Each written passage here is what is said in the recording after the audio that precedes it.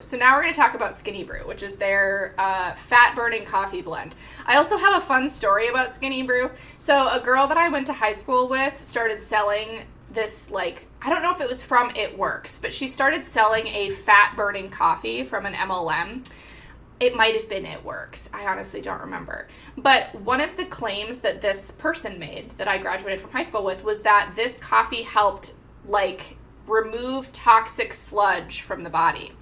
And so I just happened to comment, I thought very respectfully, just saying, hey, just letting you know, that doesn't make any sense. The body does not hoard toxic sludge.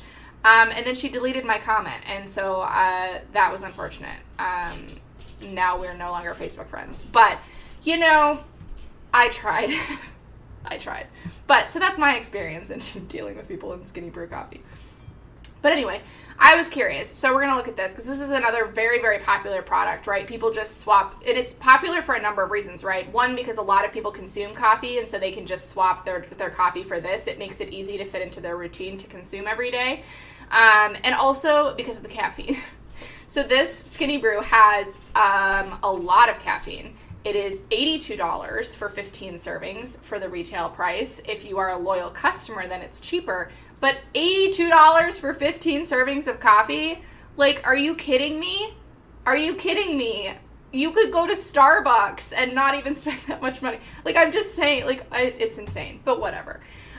The price of them is really not my biggest concern. My biggest concern is the fact that they're all full of stuff that makes no sense. But anyway. So let's take a peek at our coffee. This is going to be relevant. So we're going to pull up the supplement facts, right? So again, remember I said when we're looking at the research that I'm pulling up, there's a few things we want to keep in mind. One is, who was the research done in? Is it humans? Is it animals? Is it cells in a petri dish, right? Because all of these things are relevant because unfortunately it would be so nice if you could just like say that something happens in rats and therefore it happens in humans, or something happened in a petri dish so therefore it happens in a human. I wish you could say that, but you can't, right? Like it's not always, that doesn't always work that way. So it's just something to keep in mind because obviously if something is tested in a human, the results from that are going to be more applicable to us as fellow humans than if something was tested in a rat, okay? So that. The other thing that's going to be relevant is, again, the like, way that they're getting the product. So similar to how we looked at the celery product, and the celery was powdered celery stalk, that is also relevant, right? Because a lot of the research was done in leaves or seeds or whatever, right? So it's important to keep that in mind. And then also the quantity given. So this is going to be super, super important with the research from today because some of the components in this coffee, we do actually have some cool research behind. Like, I'm just saying, it was interesting, right? It was very interesting.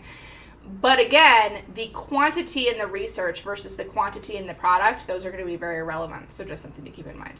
Oh, and also, of course, just the thing that this is, again, a supplement, so it's not regulated. So just something to keep in mind, right? You have to trust that they contain all of this stuff, right? But you have no way of knowing because they're not regulated. But let's read more about their product. But yeah, so fat-burning coffee is actually a very popular thing right now. There are a lot of companies that sell fat-burning coffee.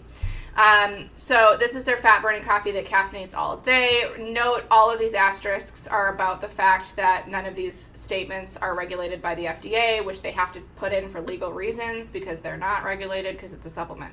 So it says, sip your way to smart and skinny. So I am also just disturbed. I mean, we'll find out later why they say that you're sipping your way to smart, but it also just kind of bothers me that they're like suggesting that they're like, it makes me feel like they're saying, like, you know, smart people are skinny. Like, just the fact that those two things are together, like, just in my brain, it kind of bothers me. But it's going to be relevant later when they talk about the benefits. But all from your coffee cup. So this instant French roast coffee helps burn fat and fire up your brain function with thermogenic, adaptogenic, metabolism-boosting ingredients. Just a quick note, thermogenic, this is a fun buzzword. So thermogenic is basically the ability of something to generate heat. So oftentimes it's like used in food and supplement products when we're talking about the thermogenic effect of food. So basically, food, right, or when you consume something, it has to be processed by the body, right? It has to be digested. Those nutrients have to be absorbed and sent to different tissues to be utilized, etc. And that process generates heat. And so because it generates heat, it uses energy, right? It uses energy, and it essentially, it's like they're trying to, it's a buzzword for like, it's, you know, it's generating heat, it's using calories, it's whatever, right? Because it fits their narrative of the metabolism boosting. Adaptogenic, so that is another popular buzzword right now. So basically this falls under the idea that there are certain foods called adaptogens that function, basically that like have certain effects in the body, right? That they have different functions in the body. A lot of people use this to think of like different food products helping with a specific health condition, right? So like someone might say that there's an adaptogenic food that helps reduce anxiety or stress, or that helps with high blood pressure, etc., right? So adaptogens are a really big buzzword right now. There's a lot of research being done on different foods to try to prove or disprove claims that are being made about foods. But I will just say, whenever I hear the term adaptogenic or adaptogen, it is a little bit of a red flag for me, just because, it's not because there's like zero evidence behind any of this, but it's because oftentimes people use this term because they think that it's a fun buzzword, and so they'll use it about things that haven't been studied, or that the things that have been studied are inconclusive, or they weren't in humans, or they're whatever, right? So whenever I hear a company or a person say this, it does make me take a little bit of a pause, just because most people who are aware of the research behind adaptogens don't just like use adaptogen as a buzzword all the time. You know what I mean? Because they're like aware of where there is research, where there is not, and like the potential limitations, essentially. Okay, so then, and then metabolism boosting. So again, this is also super popular. It's been very popular for a long time, the idea that certain foods or certain components in food can accelerate a person's metabolic rate. And the metabolic rate would be how much energy we use, either in movement or just in living, breathing, or heart beating, right? Everything that our body does requires energy. And so, you know, this is very popular where people will talk about metabolism boosting. And then they say you'll also experience more energy than ever before with 5 plant-based sources of caffeine that combine for a powerful brew with a ton of perks. So, a lot of caffeine. So, supposedly the features and benefits are that this coffee can activate enhanced thermogenesis to actively burn body fat. So, supposedly this particular concoction is going to, burn our body fat away. Intensify our metabolism and energize the body to help manage weight, fire up our focus and concentration with 6 brain-boosting nootropics, another buzzword that's super popular right now, delivers more than twice the amount of caffeine as regular coffee, and then, of course, their usual, like, non-GMO, vegan, whatever. And so they say, you know, that you'll support your weight loss goals by burning fat, boosting your brain function, and consuming more caffeine for increased energy by sipping this instead of your regular coffee. And then it's supposed to be just like wonderful because of all of this stuff. So one thing I want to point out is that this product has a ton of caffeine. Okay. So this coffee contains 225 milligrams of caffeine per packet. Okay. Which, for reference, like coffee can have variable amounts of caffeine based on like the particular brew, and etc. But in general, a cup of coffee, like an 8-ounce cup of coffee, typically has like between 80 and 100 or so, maybe 120 milligrams of caffeine, right? So like right around 100 or less milligrams of caffeine in an 8-ounce coffee. And then if we look at like caffeine in like soda, for example, it again much less than 100 in an 8-ounce serving, right? So this has not even arguably, this easily has over twice the amount of caffeine per serving than you would see in most caffeine containing products. The only thing that this might be comparable to is like caffeine pills, specifically, like, caffeine pills, or like maybe an energy drink, right? Because some energy drinks do have a ton of caffeine. So of course they have to have a warning here that says, not recommended for those that are sensitive to caffeine. And then consult with your physician if you're pregnant, nursing, taking medications, or have a medical condition. So this is kind of scary to me for a number of reasons. Not even getting into the ingredients of this product yet. Just the caffeine is a bit concerning to me because there are a lot of people who are very sensitive to caffeine, right? Caffeine is a drug, right? It's a stimulant on the body. And it's not like caffeine is bad, right? Like we have a lot of research that shows that moderate intake of caffeine is fine. It's not really known to be harmful for a lot of people. It's fine, whatever. You can have your coffee. But it is just concerning to me because the fact that they're including this warning on their product means that they know that like people may behave or may have a negative or adverse reaction to this high of a quantity of caffeine. And so they have a warning here probably to try to prevent people from, using this product. But it is notable that there really is not a warning on the like buying page.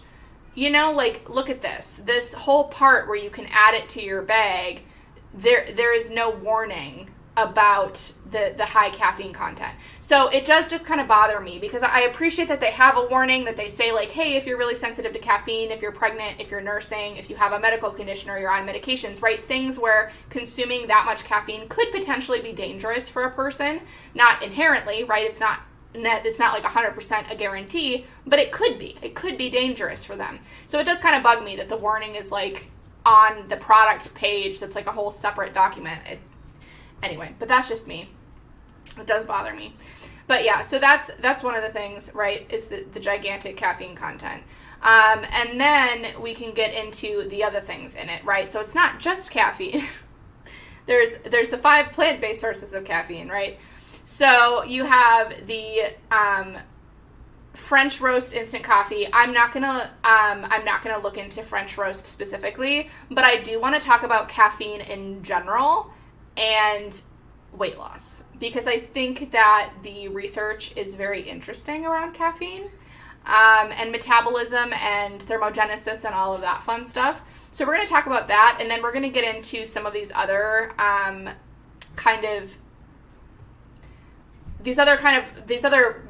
buzzworthy products, right? Like these are other things that there's been a lot of different companies try to sell products that contain them. They're all things that like, it's like new and emerging and we're all interested in it. And it's like supposed to be a big selling point that stuff includes this. So we're going to talk about caffeine, and then we're going to talk about some of these other products more specifically to see if they have the ability to energize, boost your fat metabolism, and help you maintain a healthy weight, as they claim.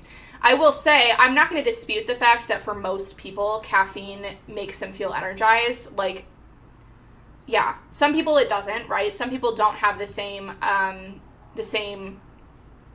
reaction to caffeine as others, right? Some people are very sensitive to caffeine. Some people are not. Some people have there are actually some people who, based on their brain chemistry, caffeine makes them tired. Where other people, it makes them more energized, but I'm not going to dispute that, right? For the most part, caffeine helps people feel energized. Whether or not it's a beneficial way to get energy, I'm not really going to argue with. I use caffeine every once in a while to help me with energy, but not even arguably, if you're not getting good sleep or, there's other things that are probably more helpful for having energy, if they're available to you, than caffeine. So the first thing I want to look at here is this study that looked at teas and then also just kind of caffeine in general on overall energy expenditure and fat oxidation. So this is a meta-analysis, which means that they took these particular researchers, these people took and searched for a bunch of different studies, right? They went out to all these databases, they looked at a bunch of different studies that were done on caffeine, and energy expenditure and whatever, and then they compiled all of it into this one document, right? So these people didn't do a study themselves, but they took all of these other studies and basically summarized the results so that we can get a better idea on overall kind of what the research says, right? So, because you might have one study that says we didn't really notice an effect, and then you might have another study that says we did notice an effect. And so meta-analyses are useful because they can kind of help you see and tease apart, they did something differently in this study than that one. That might have influenced the results. Overwhelmingly, things are suggesting this, whatever.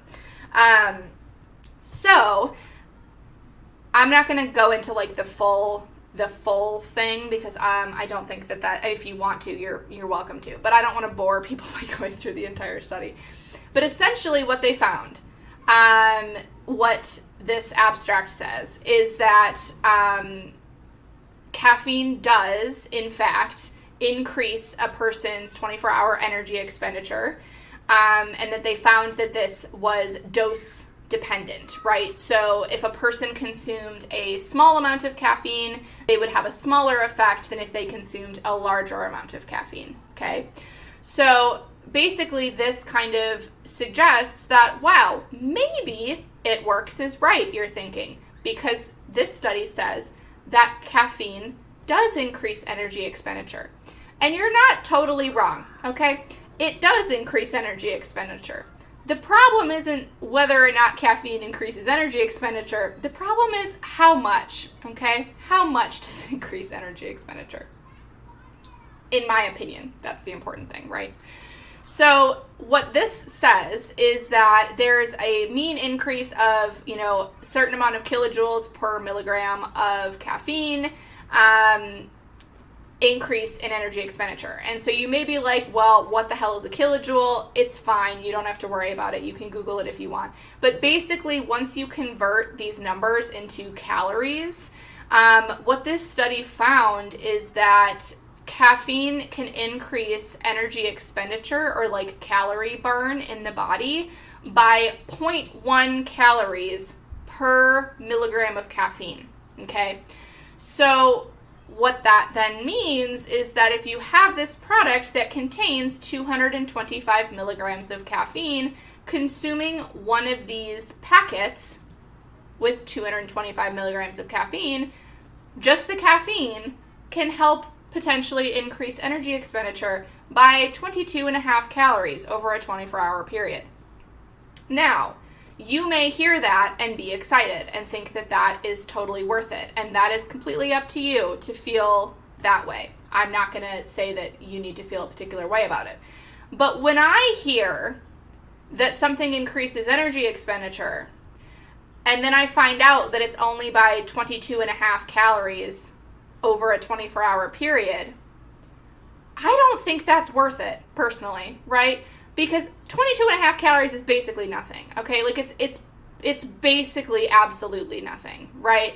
Like, you could get up and walk to your refrigerator and use more calories than 22.5 calories. I mean, it's just, is it worth spending a bunch of money on an unregulated product? I would argue no. But we see this happen a lot where you will have research that does support part of the claim, right? They can claim that caffeine increases energy expenditure, and they're not wrong, right? They're not wrong. We just found this meta-analyses of all of these different studies found that they're right. It does. But when you look at how much, arguably it's irrelevant, right? In my opinion, in my professional opinion as a dietitian, it's irrelevant. Is it kind of cool? Is it kind of interesting? Yeah. But is it going to make me recommend a product that contains a crap ton of caffeine to people so that they can burn an extra 22 calories in a day? No. Because I would argue that that's not worth it, and that there are so many other things that would help. Like, if your goal is increasing energy expenditure, there are so many other things that you can do that will be more beneficial for you and will burn more calories than drinking this coffee. So there's that. But anyway, I just thought it was interesting because I was fascinated, right? I read this. I'll be honest. I read this meta-analysis and I was like, oh my God, like they're totally right. And then I put my critical thinking cap on and I did the math because I wanted to know. I was like, well, how much then theoretically could this product help you? And then I was like, well, that's just not, that's nothing. It's not worth it. Just my opinion. Again, if you wanna burn an extra 22 calories a day by spending like, what is this again, $82 on 15 servings of a coffee, you be my guest, but I don't think it's worth it. So then this product also contains green tea. So I thought, let's look at green tea as well. Let's look at green tea and weight loss. So green tea contains a component called this thing, which I'm not going to say because it's so long. But basically it's abbreviated to EGCG. Okay, so green tea contains this component called EGCG, which is typically what companies will, like that's typically what we've determined is what gives the health benefits of green tea. There's a lot of different things in green tea, but this particular component is what is very, very much studied. And it's also what is in this particular coffee blend or part of it, right? It's 45% of the green tea in here is this EGCG. So that's what I chose to primarily focus on in green tea.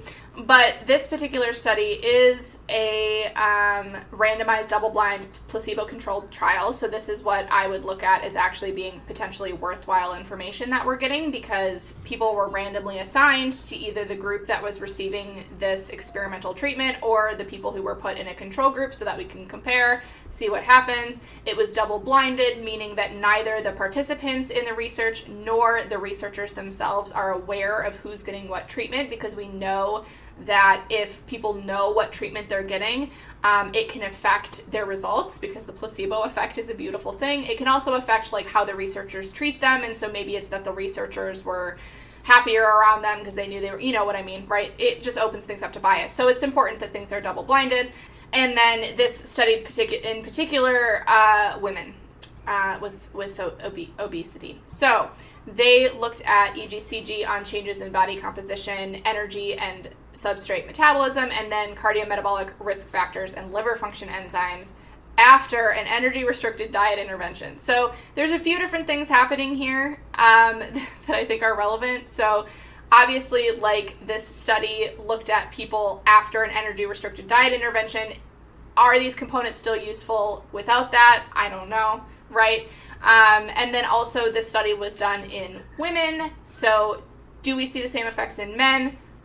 I don't know.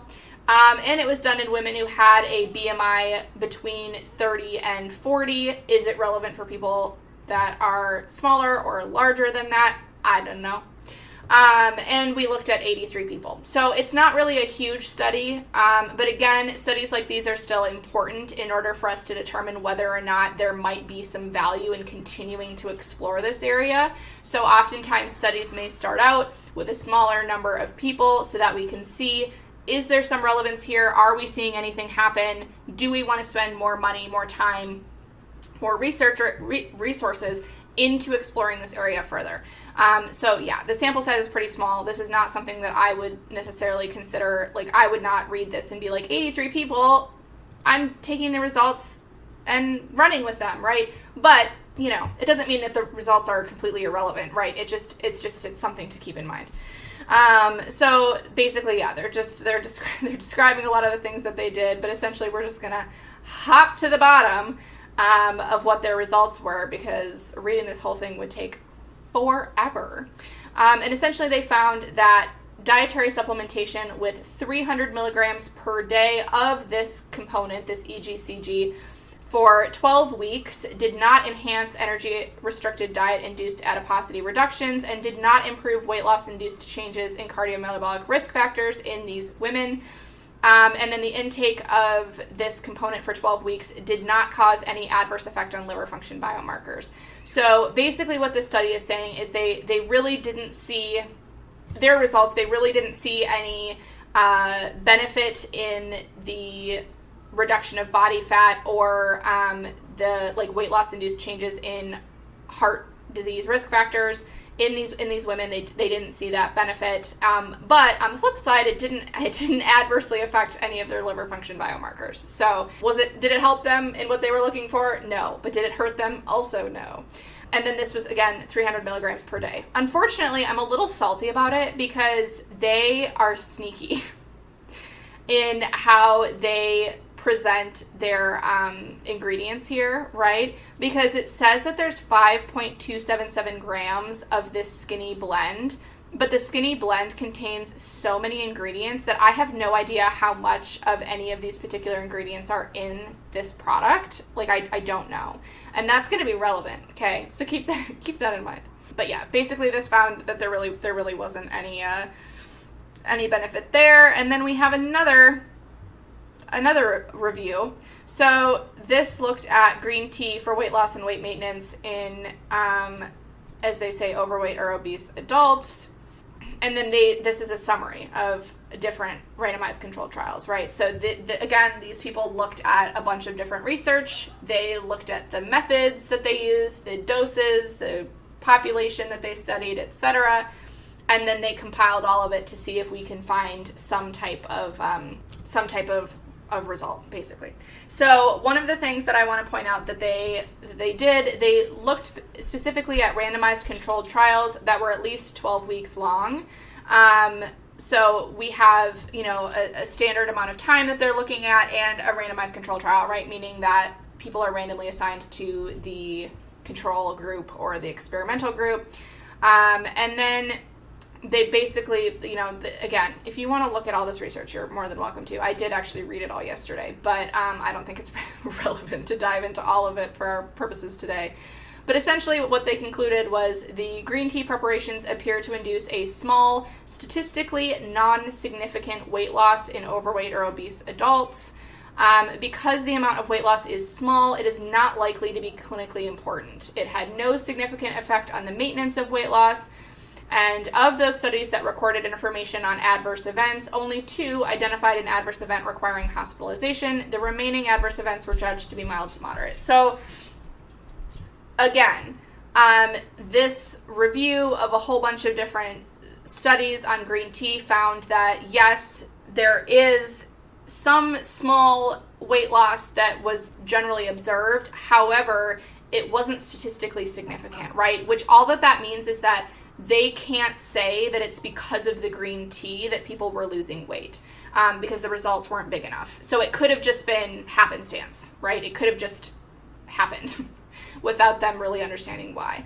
And again, that the results that they found were the amount of weight loss was so minimal that it doesn't appear to be clinically relevant or clinically important, right? So is there a potential for people to maybe lose a modest amount, a small amount of weight by consuming green tea?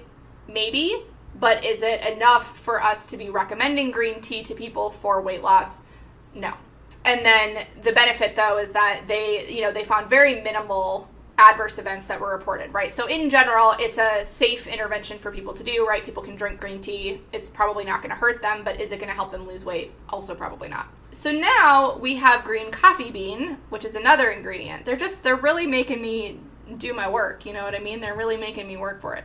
So I looked up green coffee and weight loss to see if green coffee helps with weight loss.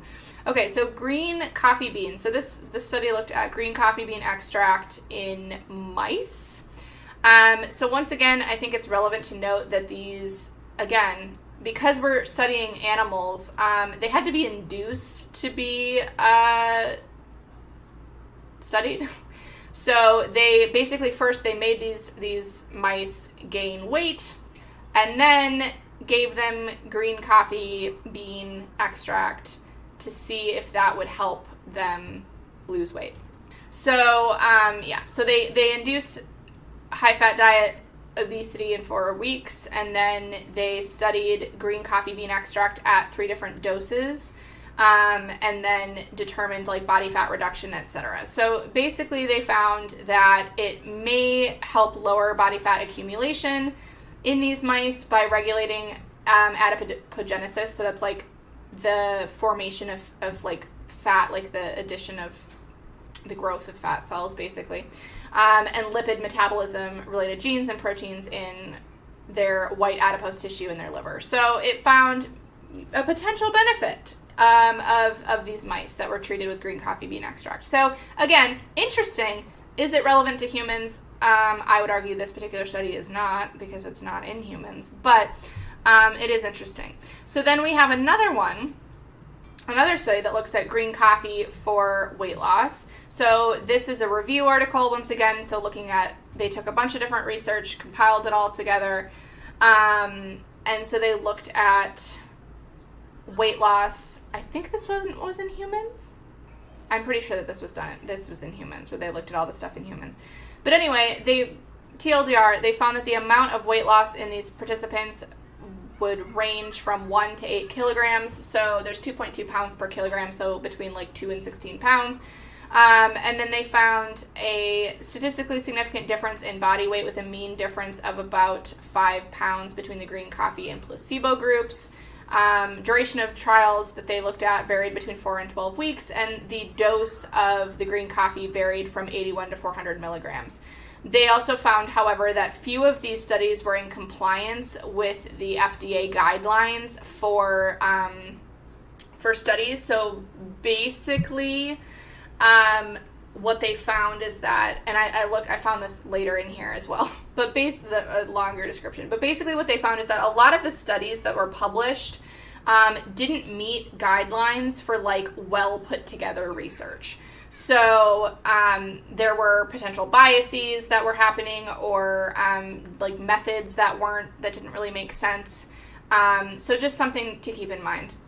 And then they say here, despite the potentially clinically significant weight loss achieved in some published studies, all of them held significant limitations, right? So whether it was bias, whether the study groups were really small or didn't really make sense, somehow there were large limitations in a lot of the studies that they looked at when they compiled this review.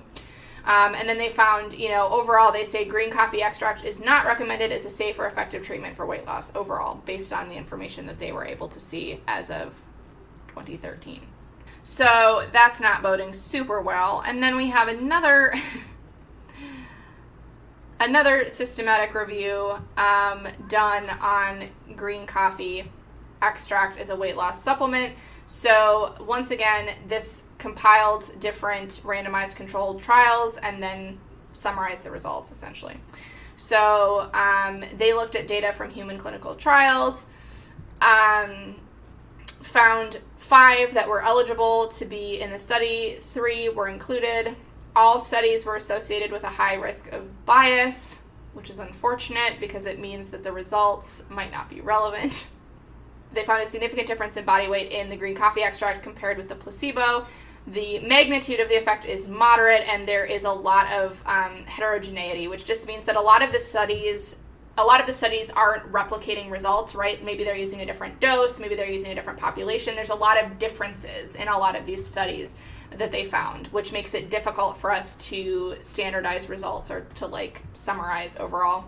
And then basically they say it's concluded that the results from these trials are promising, but the studies are all of poor methodological quality. So basically it's exciting, maybe there's something here, but unfortunately based on X, Y, and Z, the studies have bias or other issues that makes it difficult for us to say with, for sure, that anything in them is actually proving anything. And then they say more rigorous trials are needed to assess the usefulness of green coffee extract as a weight loss tool.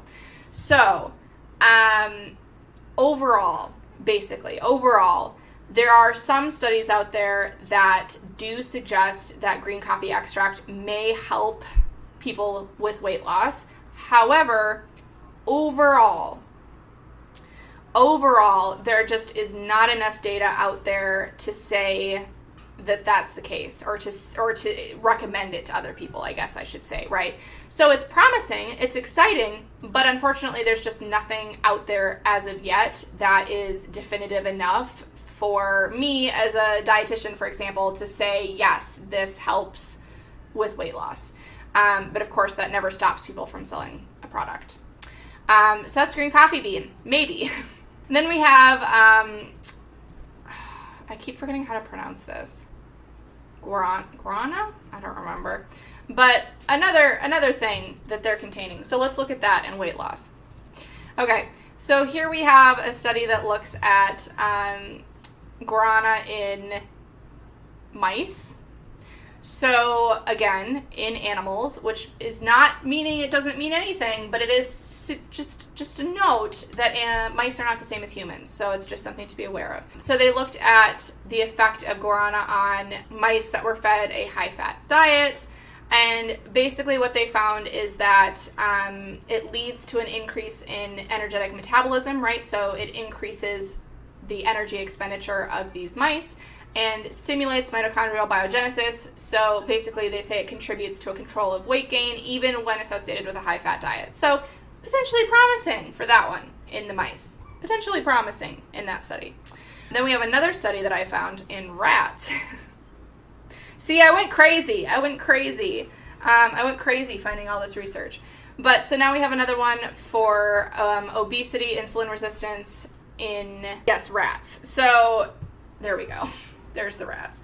So they took these rats, they fed 4 different diets, one low-fat and Western diet with or without this supplementation for 18 weeks. And then they found that the Guarana seed powder supplementation prevented weight gain, insulin resistance, and adipokine dysregulation that was induced by a Western diet compared with the control diet. So again, somewhat promising. So they think that, then they thought that, this particular thing was one of the reasons why it might help with weight loss. And then summarized with saying it's an attractive potential therapeutic agent to treat obesity. So again, study done in rats. Potentially there's something there. It's exciting, but unfortunately it's in rats, so we don't know for sure. And then I found this lovely PDF about guarana containing weight loss supplements, which basically did a small review of all of these different products. So as they say, there's hundreds of different herbal preparations that are marketed as weight loss supplements. And they say that guarana is often included in a lot of these different supplements as a weight loss aid. However, they have some concerns because there's been different case reports that indicate possible health hazards from these supplements. So basically, these folks looked up a bunch of different studies, looked at adverse events, and found that concluded that physicians should be more vigilant in watching for possible adverse events in patients that are consuming guarana, and caution should be exercised in people consuming the supplement. Greater surveillance is needed to adequately monitor for adverse effects associated with chronic use. So basically, this preliminary, potentially exciting research in animals has resulted in a ton of products being made that contain this component. And unfortunately, it might not be safe for everyone, particularly in these different products. So, again, another thing, is it exciting? Possibly. Do I think that there's enough research for us to say that guarana combines to energize, boost fat metabolism, and help you maintain a healthy weight? No. And then we have another thing that I forgot how to pronounce, which we can look up as well. There we go. So this study, again, great that it's randomized, double-blind, placebo-controlled clinical trial. That's awesome. And so they found subjects with a body mass index greater than or equal to 25, but less than 35, and then specific waist-to-hip ratios. And then they gave them either oral supplements or a placebo. So a couple things to note in this study. This study is actually very exciting to me. Unfortunately, there's only 30 people in this study, right? So they only had groups of 15, which is a bit unfortunate because it's very difficult for us to standardize results when the sample size is so small, since there are differences in people, right? Every human being is unique. And so it is difficult to see a study that has such small sample size and then use those results to show for people at large, I guess. But the study lasted for 12 weeks. The other thing that's important to note is that in this study, they had subjects take 3 capsules of this supplement with each of their meals 3 times in a day. So these folks were getting 3 grams per day of this supplement, and they were taking it with every meal. So 3 times a day they were taking this supplement with meals. And then they found that during this supplementation, they found decreases in body fat mass and percent body fat in comparison to the placebo group, and these were statistically significant. They also found that waist to hip ratio was significantly decreased compared to the placebo group, and that there were no safety concerns, basically, as a result. So I think that that is so cool that, I think this research is very cool. It's unfortunate that the sample size is so small, but I think it's interesting to note that this happens all the time, right? So this is a study that, in my opinion, is super cool. And it suggests that there might be some potential in this particular supplementation to help people who are looking to lose body weight or lose body fat, right? It's exciting. Unfortunately, what happens is that you'll have a study like this that is somewhat promising, right? It suggests that more research should be done here because there might be something happening that is exciting and worth looking into more. But this product, okay, this Skinny Brew coffee that contains this, you're only supposed to take once a day. This study was in 3 times a day. And this study was with meals. This coffee product does not necessarily say you have to take it with food. So I see this all the time, and it makes me really angry because there might be some research that shows something promising about a particular herb or tea or whatever. But what happens is the research is done under very specific conditions, and companies don't care about that. What they care about is trying to make money. So they will say that their product can help lose weight because it contains X product, when actually the study shows, well, sure, this study did find that these subjects did lose weight. However, they were taking 3 capsules every day. It was only of this component. It did not contain all of this other stuff. And also, they took it 3 times a day with meals, right? So they were taking more of it than is in this product, presumably, because this product contains 5 grams of this skinny blend. This skinny blend contains all of these things, and the yerba mate is at the end. So typically what happens generally in an ingredient list, typically the thing that is most prevalent in the product by weight is listed first. So if coffee powder is listed first, that means that out of all of these ingredients, there is more coffee powder than there is chicory root inulin or green tea or whatever. So if this was in 3 grams of this product, and this is the last thing on this list, 5 grams total of all of these things, I'm willing to hazard a bet that there is not 3 grams of this component in here. And even if there were, this study was 3 times a day. This you take once a day. This study was with meals. This might not be with meals. This study was in this component only. This has a whole bunch of other stuff. You know what I'm saying? So it drives me crazy because companies will take research that is exciting, that's kind of cool, and then they will just incorrectly use it to try to sell their product. It's upsetting. But there's that. And then we have another study in mice. So this study looked at, again, this yerba mate in mice that were fed a high-fat diet, and they found favorable results. So basically they found that the effects of this in the mice found that it can potentially be used to help with obesity and diabetes, right? So they found less adipose tissue growth, lower body weight gain, less obesity. And so again, somewhat promising, but in mice. So is it relevant to humans?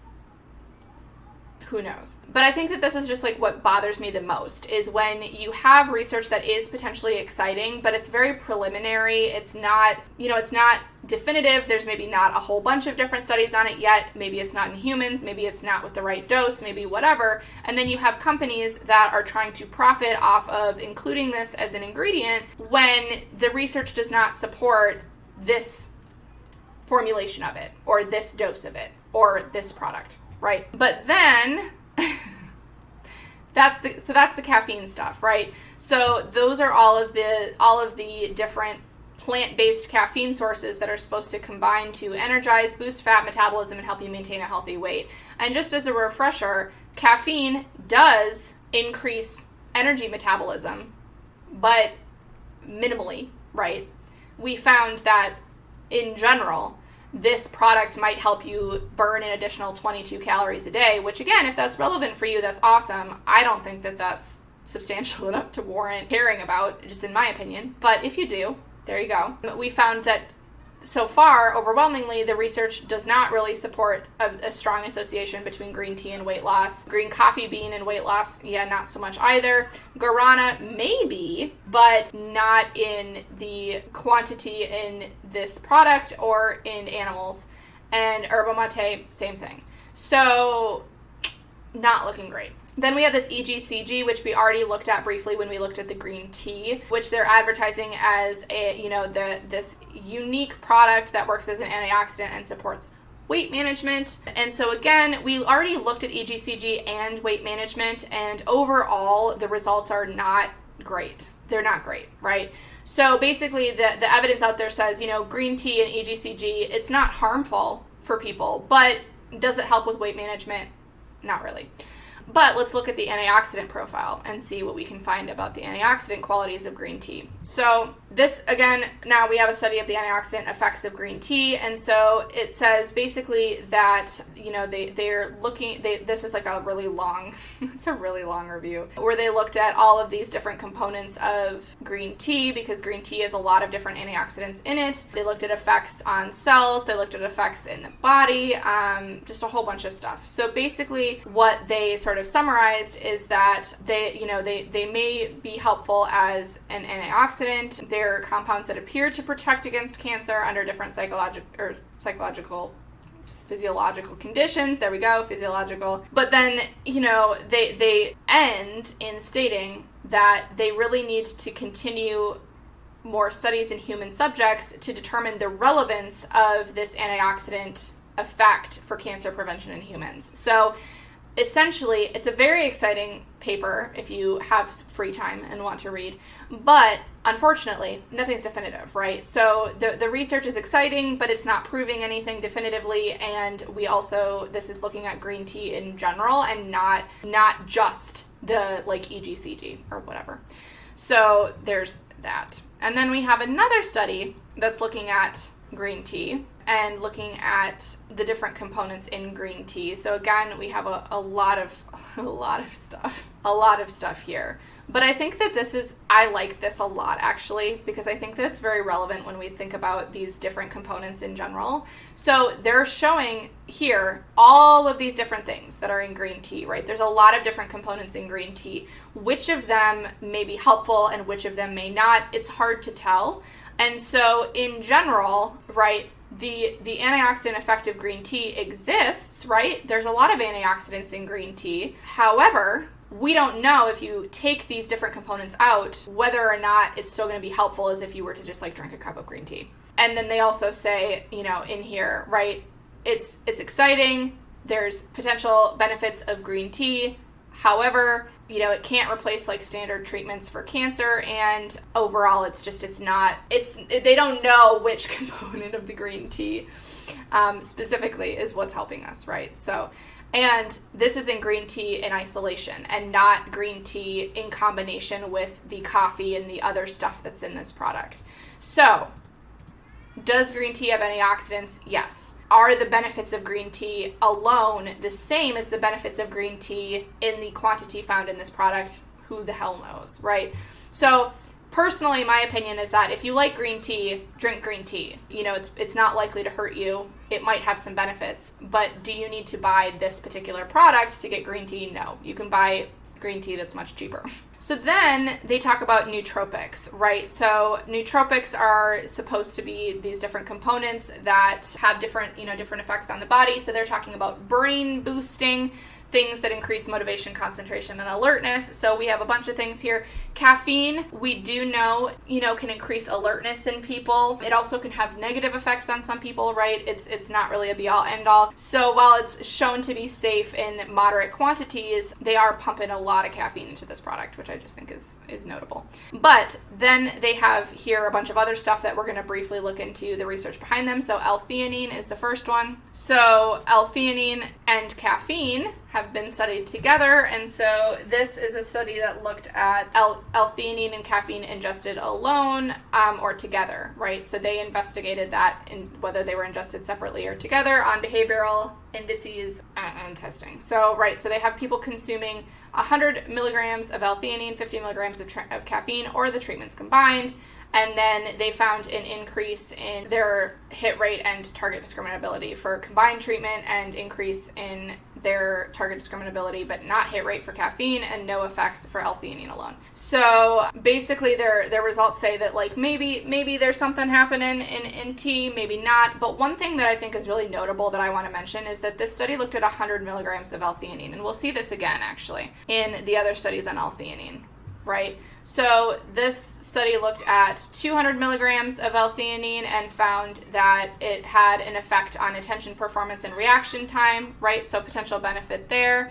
We have another one that looks at effect on mental state as well. And so they say that L-theanine has a significant effect on the general state of mental alertness or arousal, right? Wow, exciting stuff, right? So this was looking at people who had 50 milligrams of L-theanine. Then we have another one that looks at stress and cognitive functioning. And we have, similarly, the potential to promote mental health in the general population with stress-related ailments and cognitive impairments.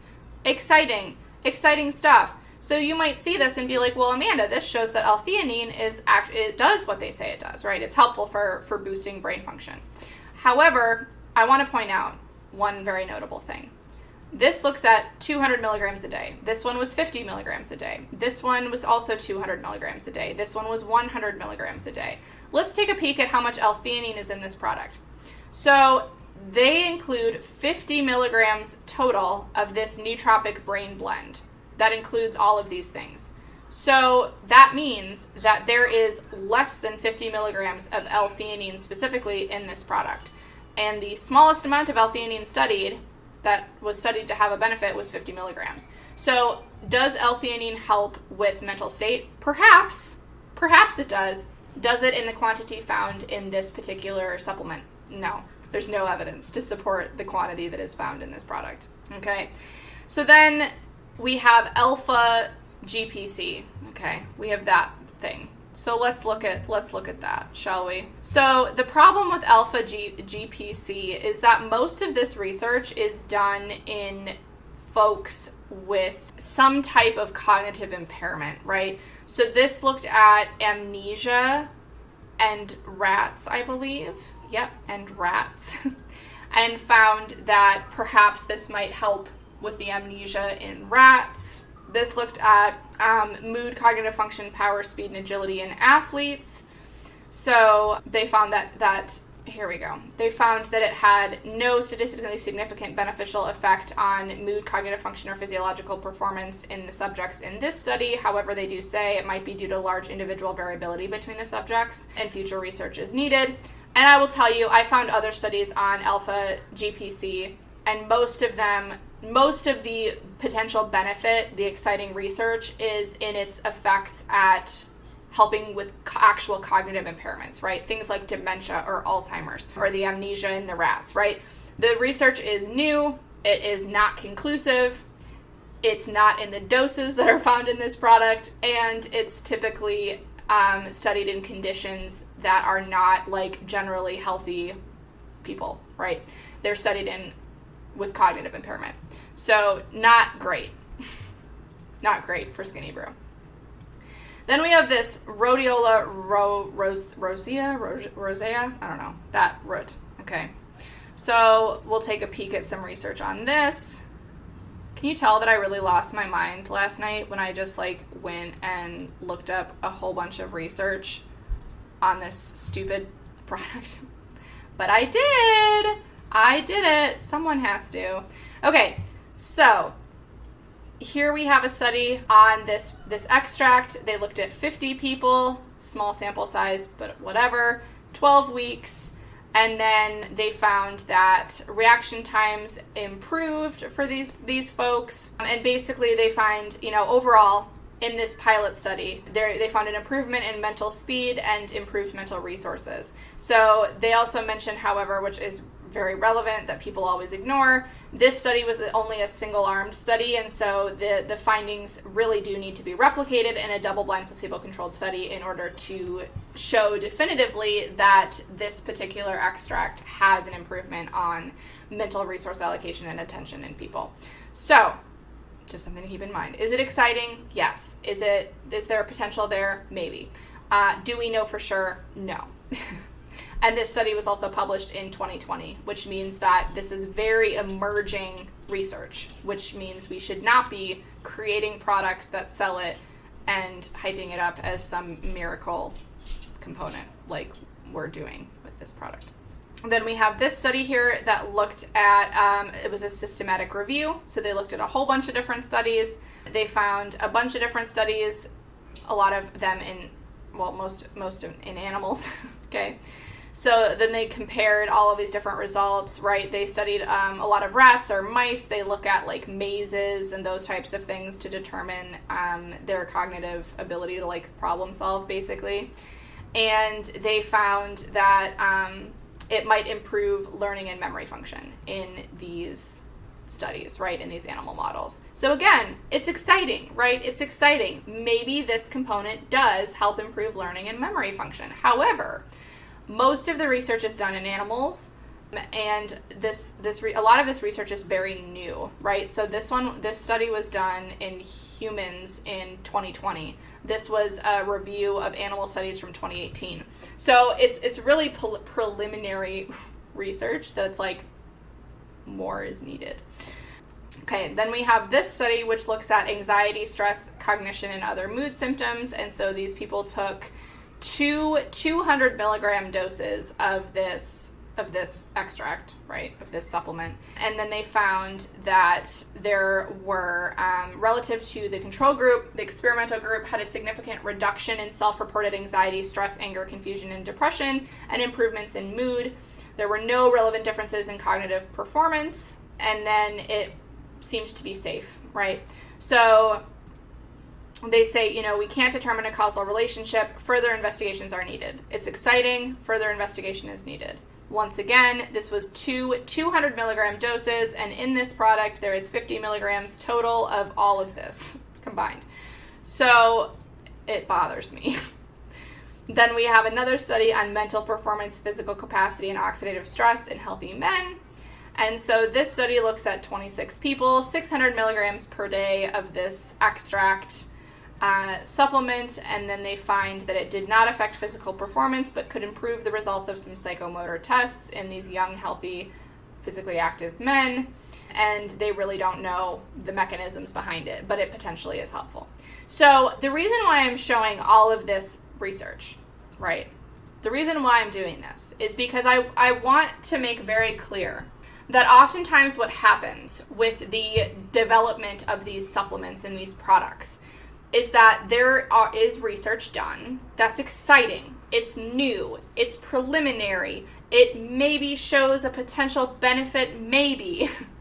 And I say all of this because one of the things in research is that we try to replicate results, right? So we don't just do one study and are like, oh, that proves it, right? We do a study, we look at the results, we look at the potential benefits, we look at the potential harms, then we replicate it. And then we keep replicating it with more people, with different populations, etc., to ensure that the results that we're seeing are because of the treatment and not because of something else, okay?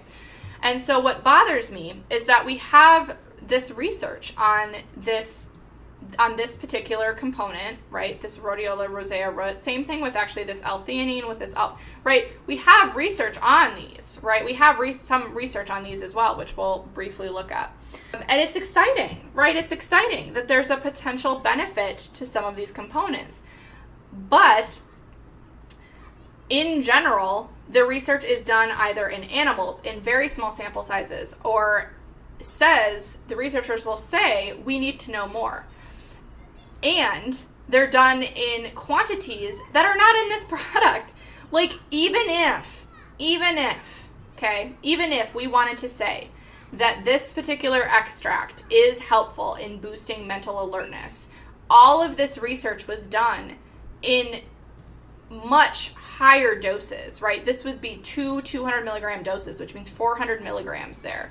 This one also looked at, I think, like what, 600? Yeah, 600 milligram dose. And this product contains 50 milligrams of all of these things together, right? So not even 50 milligrams of this particular extract, 50 milligrams of this entire brain blend. So even if this helps people, the quantity in this product is not going to do anything. But they're going to charge you a bunch of money for it because they can. Drives me mad. Okay. Drives me mad. Drives me crazy. Okay. And then we have this Brahmi whole herb, which I actually was able to find a little bit of research on as well. We have this overall review of the herb that found that it has been, there's some evidence in attenuation of dementia, Parkinson's disease, and epilepsy, so it might be helpful in these certain medical conditions, and exhibits low toxicity. However, they don't have long-term results of toxicity too, so it's like we need to know more about dosing. And that's the other thing I want to point out. So a lot of these herbs, a lot of them, have been used in different cultures for a very long time for specific purposes, and I'm not trying to dispute that in any stretch of the imagination. The problem, though, is that when these things become popularized and largely sold in different supplement products, the quality of them changes. The quantity of them that is recommended for you changes. The conditions that they suggest them for change. And so now we have these things that potentially might be helpful for certain people in certain doses and in certain concentrations, and it's just become completely diluted into this, we're going to throw it into a skinny coffee and sell it to you and claim that it boosts your brain, when it doesn't, okay? Particularly not in that concentration. But yeah, Brahmi has been studied, whole herb has been studied a little bit. There's also some research here in Alzheimer's disease. I think this one was in rats, if I remember correctly. But basically it says that, it seems that it might be helpful in Alzheimer's. However, they need more human trials to verify the efficacy and rule out side effects, because there are potential side effects of this. Oh yes, it was in rats. And the rats showed reduction in fertility. So again, that's the other thing, right? Just because something is natural does not inherently mean that it's safe. But a lot of these companies will sell products that include a whole lot of different extracts and whatever, because they're banking on the fact that people either won't look up the research and will just trust them, or they will look up the research and they'll see this bottom where it says like, wow, it seems to be a novel agent in Alzheimer's disease. That's exciting. But they won't look at the fact that the quantity that was used is much more than the quantity that's contained in this product, or that it's in a specific health condition that's not relevant to certain people, to the majority of people, etc. But it's just like, it won't stop them. It won't stop them from trying to get your money. And then we have another study that looks at Brahmi whole herb in human memory. And so this looked at 76 people, randomized, double-blind, controlled trial, wonderful. And then they tested anxiety. They found a significant effect of the Brahmi on a test for the retention of new information. Follow-up tests showed that the rate of learning was not affected. So Brahmi decreases the rate of forgetting newly acquired information. Tasks assessing attention, verbal, and visual short-term memory, and the retrieval of pre-experimental knowledge were not affected. And then questionnaire measures of everyday memory function and anxiety levels were also not affected. So it might be helpful in decreasing the rate of forgetting newly acquired information, but not for other things. And again, small sample study, different doses, not relevant in this product. I get so upset because I think that what happens a lot of the time is that people get really excited about these different herbs, these different extracts, etc. And because people are excited about it, these companies try to profit off of that, but any potential benefit that these herbs might have gets completely stripped away when it's in these products, because they're combining it with so many other things that it hasn't been studied being used with. They use it in a much smaller quantity and then also in an unregulated supplement so that they can profit off of the potential benefit that that individual component might have if it was given in an appropriate context, in an appropriate dose for an appropriate condition. You know what I mean? Because just because something is helpful for someone with Alzheimer's does not mean that it's helpful for someone who doesn't have Alzheimer's. And if we were better at conveying that to people, maybe we could actually have products that are beneficial for certain people in the correct dosage. You know what I mean? Instead of just trying to make money off of people by putting a bunch of shit together in a coffee and then selling it as a brain booster. But I promise we're almost done. So then we have this Griffonia simplicifolia seed. Okay, we have that as well. So let's look at that and how that is supposed to help with mood. The first study I found actually was about the sexual behavior of rats with this particular this particular extract. And so basically what they found is that, you know, they studied it in sexual behavior in rats, but they also looked at like the daily administration of it and food intake and body weight, which is why I felt it was appropriate to include this. So they found that a daily administration of this extract dosed at 50 and 100 milligrams per kilogram of body weight for 9 days significantly reduced food intake and body weight. Okay, so again, interesting in these rats, but the dosage is not the same as the dosage that is found in this product, because if this is 50 milligrams per kilogram of body weight and this product only contains 50 milligrams total of all of this combined, not just one specific thing, clearly you're not going to see the same results, and it's in rats. And then we have this study on this like seed. So this 5-HTP is a component of this like seed, basically, which is why the study doesn't actually mention the seed, but it mentions this 5-HTP. And so they did a review on this, and they found that, they looked at a whole bunch of different studies, again, another review, and we'll just breeze down to the conclusions again, because I don't want to bore everyone with all of the details of this study. We'll just here we go. So this study I think was super interesting because they looked at studies that included this component of this seed in a bunch of different animals. And what they found in these different animals is just, it's fascinating to me. So for example, in rats, they found head twitches, tremors, hypoglycemia or low blood sugar, and that it was pro-inflammatory. In snails, they found that it helped with memory. In cows, it was beneficial for lactation. In sheep, for melatonin and breathing. In rabbits, it helped with hyperthermia. Cats, in the stretch reflex. Like, it's interesting, right? And I think that this really highlights in a very concise way why looking at animal studies as a whole and then trying to extrapolate that information to humans doesn't always work. Because you have this same compound that was given to these different animals, and you had different results, right? It affected all these different animals in different ways. Some of them in positive ways, some of them in not so positive ways. So I just thought it was fascinating, right? That that one component can be used in different animals and have just wildly different results, okay? But basically, they summarized some of the different effects of this component on humans, and they found different potential results. So it promoted some food intake and weight loss in obese patients. It was used in treating depressive symptoms in Parkinson's disease and Alzheimer's. So they found, different usages of this component. However, they also find that an excess of this can cause what's called serotonin syndrome. So basically, too much of this can be very harmful for people. And the amount that can be helpful for people, not found in this product. It's just fascinating. I really went down a deep rabbit hole of the ingredients in this product for some godforsaken reason. So then the last thing that they mention for this product that I want to look at is chromium.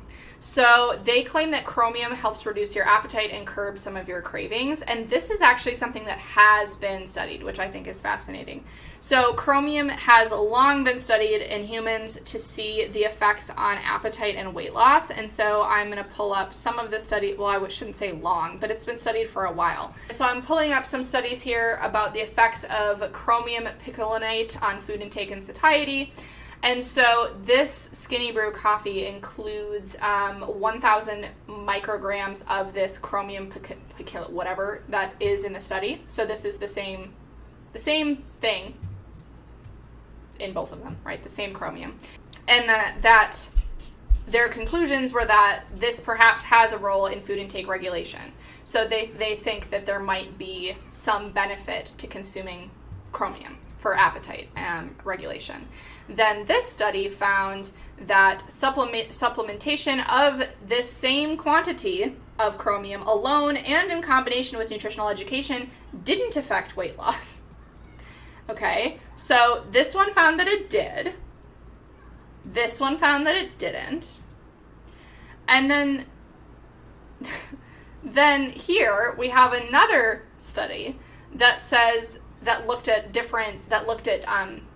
several different studies together and basically summarized the results, and they found no current reliable evidence to inform firm decisions about the efficacy and safety of chromium supplementation for weight loss. So basically, we don't know. We don't have enough evidence to suggest this, but they're going to include it and suggest it for weight loss. Interesting. So overall, right, those are all of the different components that are in this Skinny Brew coffee that this company, It Works, is claiming helps burn extra body fat, helps boost your brain function, all of these things, when the reality is that the only component of this that has reliably been shown in any way to help increase metabolic rate or to help with energy is caffeine. And you can get caffeine from other sources for a lot less money. And the dose of caffeine, like the amount that caffeine increases your metabolic rate with this dose, is 22 calories for a 24-hour period. So if that's worth it to you, that's great. But basically overall, the company took preliminary research and then decided to use a bunch of buzzwords to sell a product. So am I convinced in this Skinny Brew? No, absolutely not. And honestly, it really grinds my gears. It really bothers me because you have so many buzzwords that are used in this extremely overpriced product that costs a whopping $82 for 15 servings. You have people who don't know what they're talking about who are advertising this product to people because they get paid money. And here we are. Here we are spending 3 hours basically debunking and looking up the actual research for these ingredients because they don't provide any of that, of course, either, right? So I had to do all of that research on my own because they wouldn't provide any research to support their claims. So I had to find the research to either support or dispute their claims and overall dispute most of their claims. So there's that on Skinny Brew. So we covered Skinny Brew and we covered just celery. A lot of info. I feel like my brain is melting. And I hope that people enjoyed some element of this. But there you have it. All of the info, all in one ranty stream.